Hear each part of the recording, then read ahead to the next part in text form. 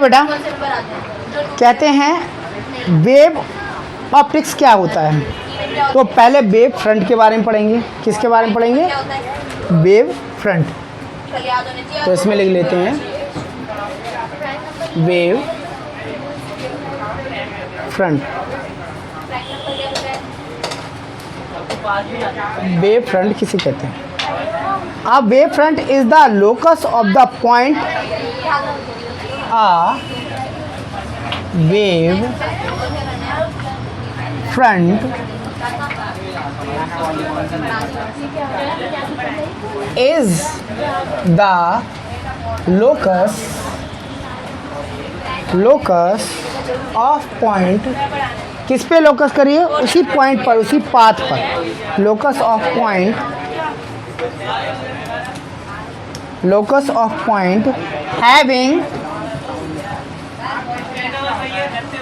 having the same phase, माने केवल same phase. Having a same phase, एक ही same phase पर, एक ही पाथ पर, एक ही पोर्शन पर। Having the same phase of oscillation. जब वो ऑक्सीलेट होती है, जब वो घूमती ऑक्सीलेट होती है। Oscillation,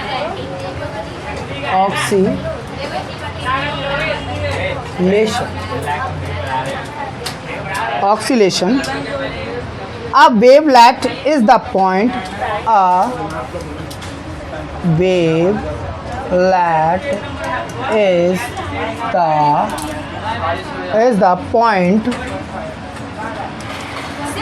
is the point of disturbance due to propagation। माने वो क्या करती है? डिस्टर्बेंस,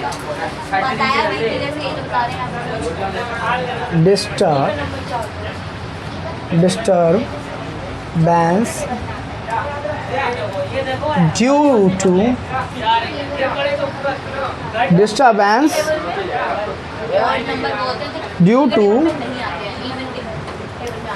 propagation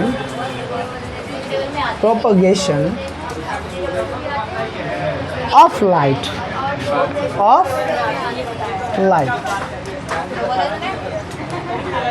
साफ कहता है, क्या कहता है? A wave front is the locus, माने किसको? उसी पाथ पर। Point are having same phases, एक सेम फेजेस पर ऑक्सीलेट होती है, घूमती है, ऑक्सीलेट होती है। माने कहा जा सकता है कि कोई एक सेम फेज पर ऑक्सीलेट हो रही है, माने कोई एक पाथ चल रहा है, उस पर ऑक्सीलेट हो रही है। इस तरीके से ऑक्सीलेट हो रही है, सेम फेजेस पर ऑक्सीलेट हो रही है। अब वेवलेट, ये जो वेवलेट है, ये जो टर्न ले रही है, ये वेवलेट है। Is the point of disturbance, ये पॉइंट को डिस्टर्बेंस, अगर गौर से देखा जाए तो इन पॉइंटों को वो डिस्टर्बेंस कर रही है, सेम पाथ पे घूम रही है, पॉइंट ऑफ डिस्टर्बेंस है। ड्यू टू द प्रोपोगेशन, यही प्रोपोगेशन ऑफ लाइट कहलाता है, या वेव फ्रंट कहलाता है। अब बेटा वेव फ्रंट कितने टाइप के होते हैं? देखिए 3 types of wave front.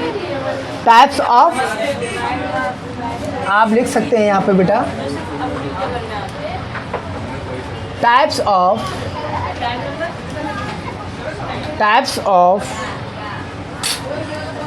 Wave front. Types of wave front. तो there are 3 types of wave front. There are 3 types of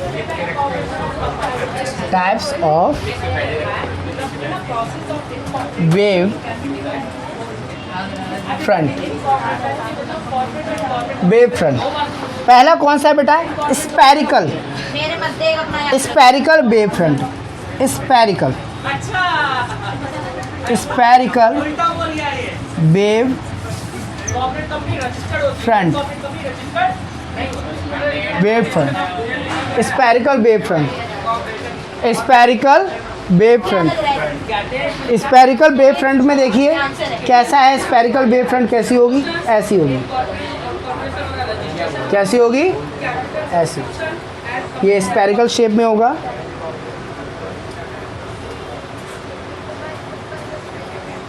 ये स्पेरिकल में है।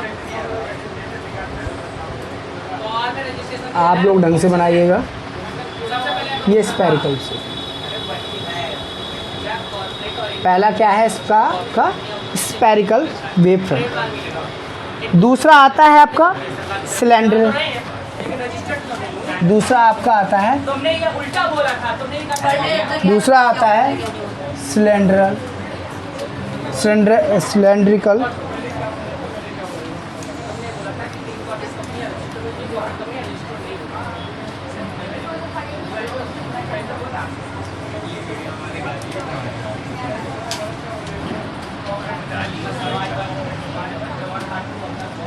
सिलेंड्रिकल वेव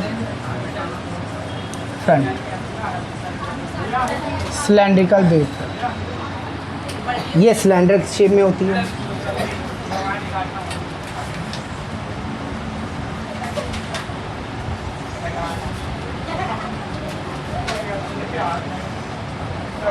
ये सिलेंड्रिकल शेप में होती है।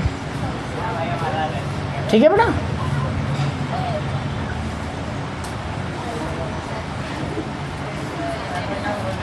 ठीक है, ये सिलेंड्रिकल शेप। और थर्ड आता है प्लेन वेव फ्रंट। थर्ड आता है आपका plane wave front. Plane wave front. Third आता है प्लेन वेव फ्रंट। ये प्लेन होता है।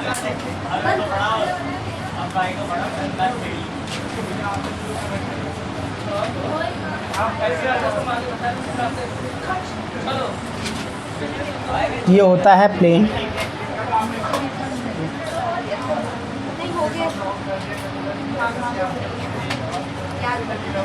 ये प्लेन है।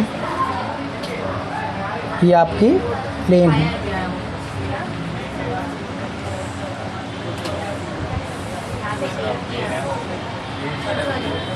ठीक है, ये प्लेन है। ठीक है, ये प्लेन है। ये तो तीन उनके थे, आगे इनके बारे में चर्चा करेंगे। अब आता है आपका हाइजेन प्रिंसिपल। देख लेते हैं हाइजेन प्रिंसिपल। देखिए हाइजेन प्रिंसिपल देखते हैं। हाइजेन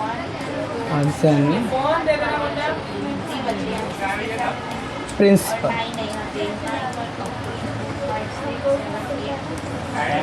हाइजेन प्रिंसिपल क्या कहता है बेटा?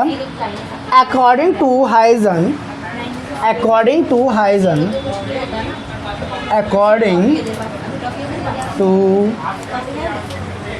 Huygens,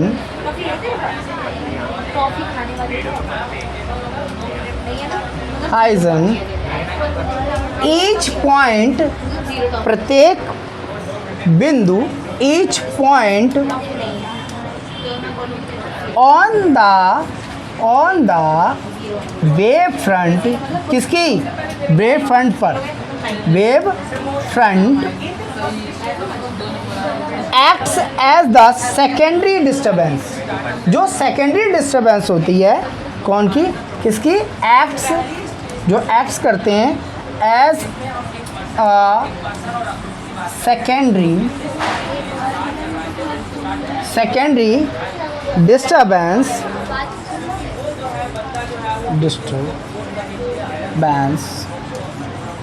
disturbance and to generate, and to generate, किसे जनरेट करती है और किसे जनरेट? सेकेंडरी वेवलेट को, सेकेंडरी वेवलेट को, सेकेंडरी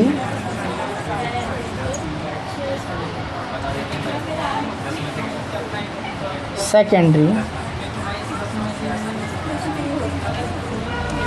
वेव लैट को, सेकेंडरी वेव लैट को टेंजेंट आर ड्रॉ फ्रॉम, क्या करती है, सेकेंडरी वेवलेंथ पर टेंजेंट बना के ड्रॉ करती है। Tangent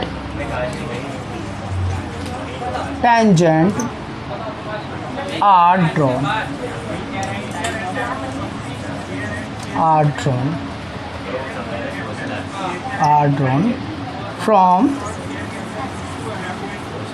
from primary wavelength. जो प्राइमरी वेवलेंथ होती है वो टेंजेंट बना के ही तो चलती है। प्राइमरी वेवलेंथ, जो प्राइमरी वेवलेंथ होती है उसको, and the common line touching, and the common line touching, जो कॉमन लाइन होती है उसको टचिंग करती है। The tangent will be form of secondary wave. The tangent will be from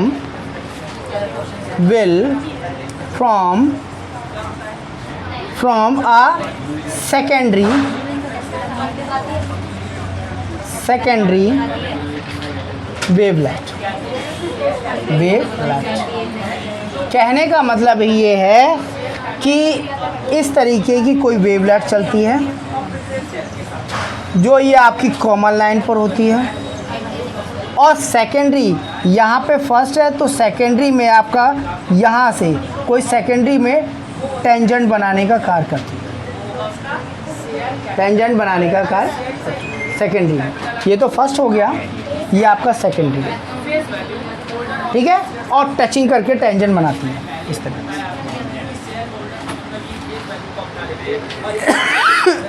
वही है, क्लियर हो गया।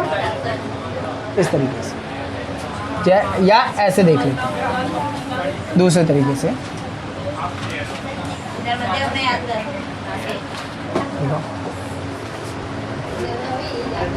इस तरीके से ये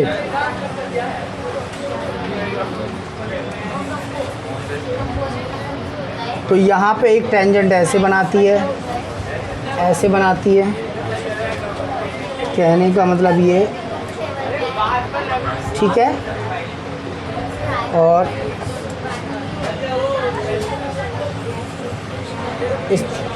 इस तरीके से टेंजेंट बनाने का काम करती है, ऐसे।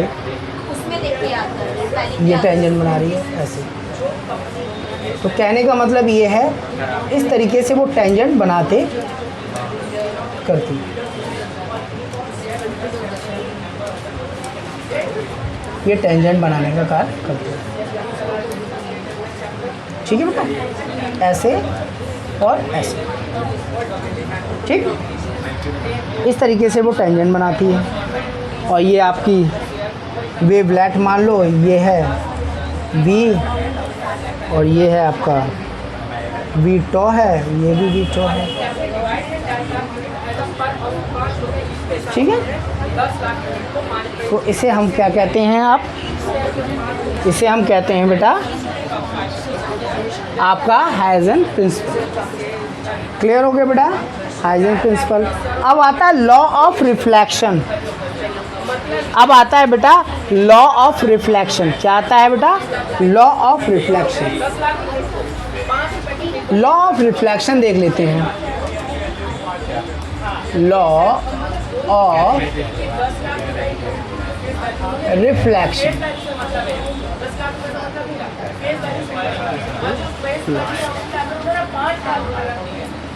ठीक है। Law of reflection, law of reflection क्या कहता है बेटा, लॉ ऑफ रिफ्लेक्शन ये कहता है, आपने ध्यान दिया होगा, एक कोई प्लेन सरफेस होता है,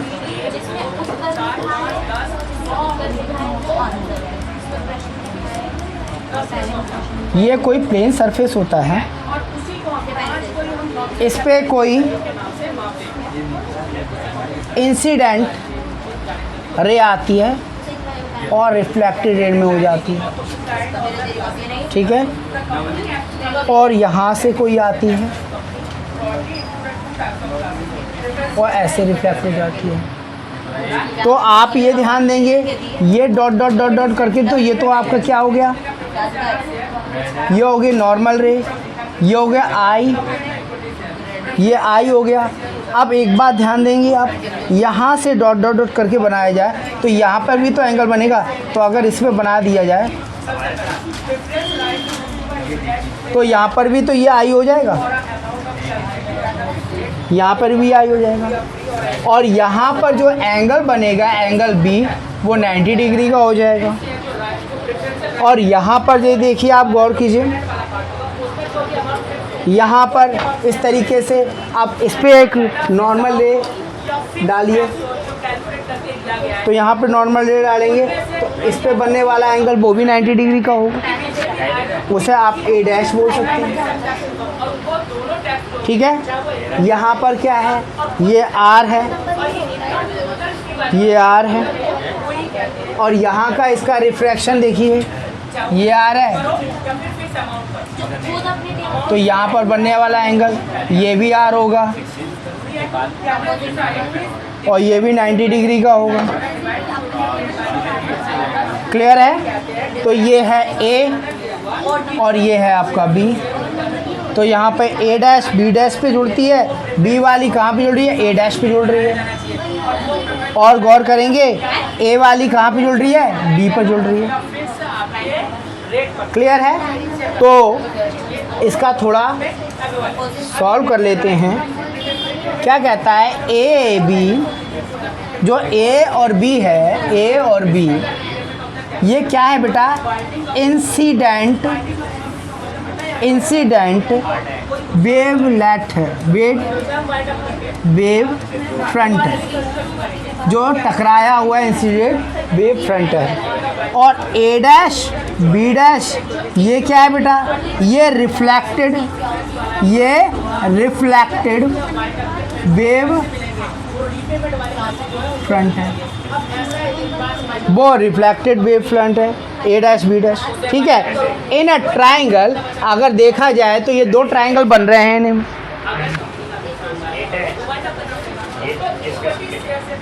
फ्रंट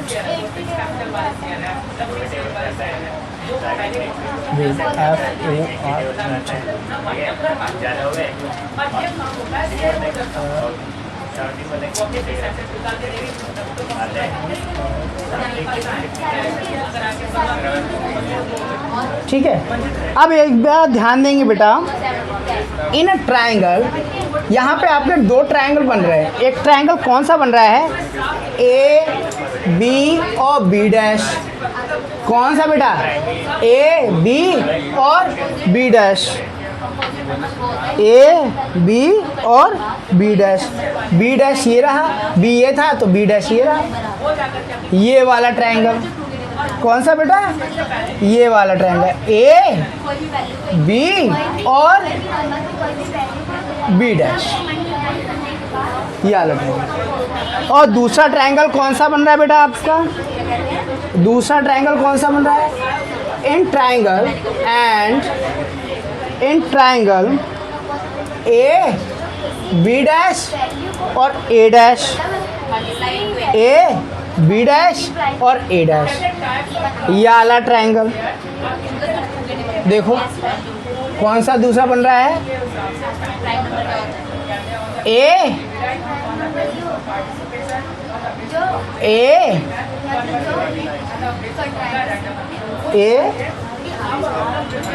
हाँ ये वाली ए डैश और बी डैश, ये वाली, ठीक है, ए डैश और बी डैश। तो आपने स्नेल्स लॉ पढ़ा था बेटा। स्नेल्स लॉ क्या कहता है, साइन आई बराबर क्या हो जाएगा, बी अपॉन में बी डैश अपॉन में ए बी डैश, और साइन आई आर वाला बराबर क्या हो जाएगा बेटा, साइन आर बराबर हो जाएगा ए डैश अपॉन में ए बी डैश।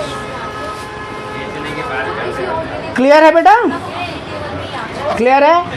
तो क्या हो जाएगा बेटा आपका, साइन आई अपॉन में साइन आर, ये स्नेल्स लॉ कहता है। तो क्या कहता है, अगर देखा जाए तो इसको अपॉन में करेंगे तो बी डैश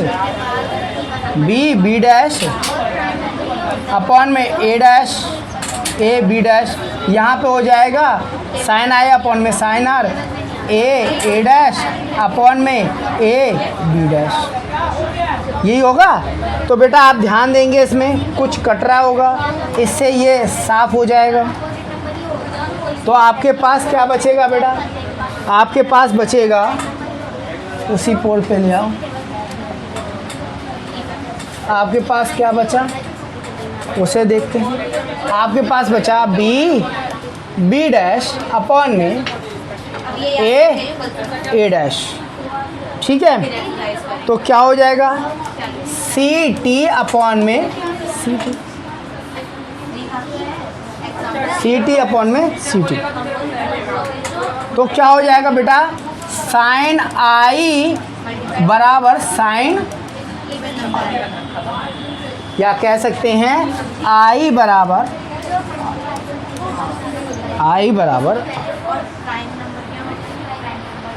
क्लियर है बेटा, क्लियर है, समझ में आया, ठीक है। दूसरा लॉ ऑफ रिफ्लेक्शन में और देख लेते हैं। लॉ, दो लॉ हैं ना, एक लॉ ऑफ रिफ्लेक्शन ही हो गया, एक और देखिए लॉ ऑफ रिफ्लेक्शन। ये क्या कहता है, लॉ ऑफ रिफ्लेक्शन। तो डायग्राम देख लेते हैं, लॉ डायग्राम देख लेते हैं। डायग्राम देखिए, इसमें क्या है डायग्राम, एक रेस जा रही है, एक माने आपका पाथ है, ठीक है। उस पर क्या हुआ, उस पर एक रेस आई और रिफ्लेक्ट होकर के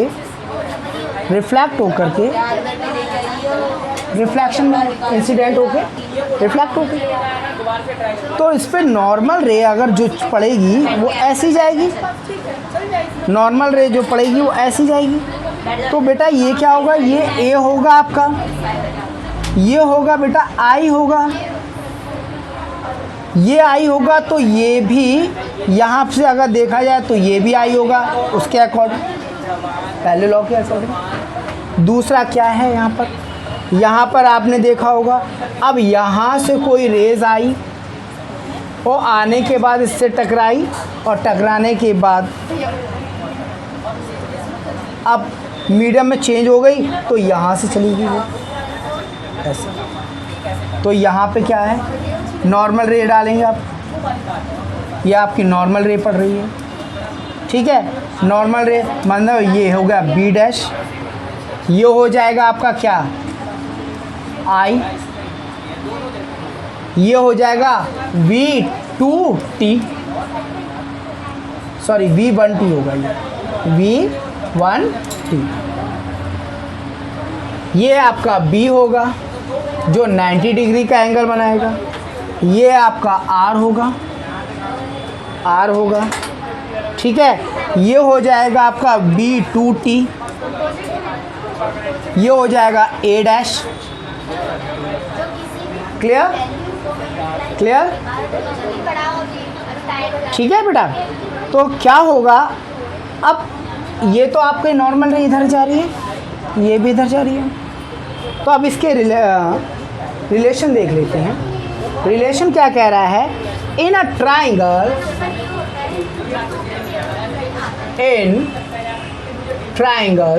कौन सा ट्राइंगल बाबू, ए बी और बी डैश,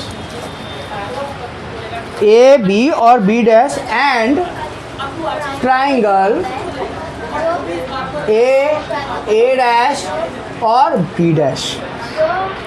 तो इन अ ट्राइंगल ए और बी डैश, तो ए बी और बी डैश का मतलब कौन सा ट्राइंगल देख लेते हैं, कौन सा ट्राइंगल बेटा, ए ये रहा, बी ये रहा, और बी डैश ये रहा, ये वाला ट्रायंगल।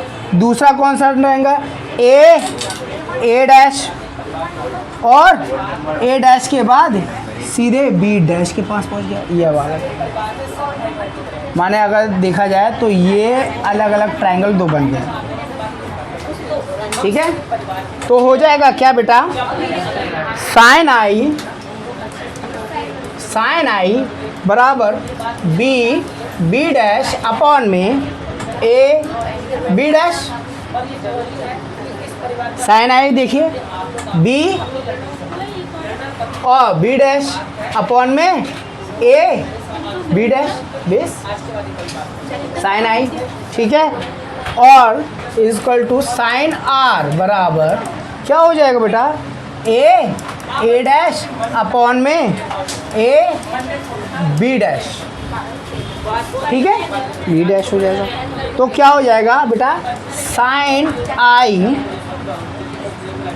आई बराबर बी डैश दे रखा है कुछ, बी डैश दे रखा है, बी 1t दे रखा है, v1t अपॉन में क्या दे रखा है, ए बी डैश। ठीक है, साइन आर का दे रखा है, देखिए साइन आर भी दे रखा है कुछ बेटा, ए डैश, ए और ए डैश माने b2 दे रखा है, क्या दे रखा है, b2t दे रखा है, तो v2t अपॉन में ए बी डैश। क्लियर हो गया। तो स्नेल्स लॉ में क्या होता है, साइन आई अपॉन में साइन आर इक्वल टू क्या होता है, साइन आई अपॉन में साइन आर v1t अपॉन में ए बी डैश अपॉन में b2t अपॉन में ए बी डैश। इस बी से ये बी कट गया, इस बी से ये बी, टी से ये टी भी कट गया, तो क्या हुआ आपका, साइन आई अपॉन में sine r equal to v1 upon में v1 अपॉन में v2 इज अ कांस्टेंट। ये क्या है बेटा, पूरा कांस्टेंट।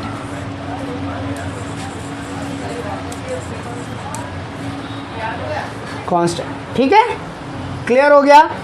अब आप ध्यान देंगे, ये तो आप जानते ही हैं कौन सा ए बी इंसिडेंट रे है, आपको मैंने बताया ही था पहले भी, ए और बी इंसिडेंट रे है, और जो रिफ्लेक्ट होके जा रही है वो आपकी रिफ्लेक्टेड रे है। तो क्या हो जाएगा बेटा, स्नेल्स लॉ के, इसलिए साइन आई अपॉन में साइन आर इक्वल टू क्या हो जाएगा, 1 अपॉन में n2, 1 अपॉन में n2, 1 अपॉन में n2, 1 अपॉन में n2 का मतलब इसमें 1 से n2 में जा रहा है, 1 से n2 में जा रहा है। क्लियर है, समझ में आया, नहीं आया।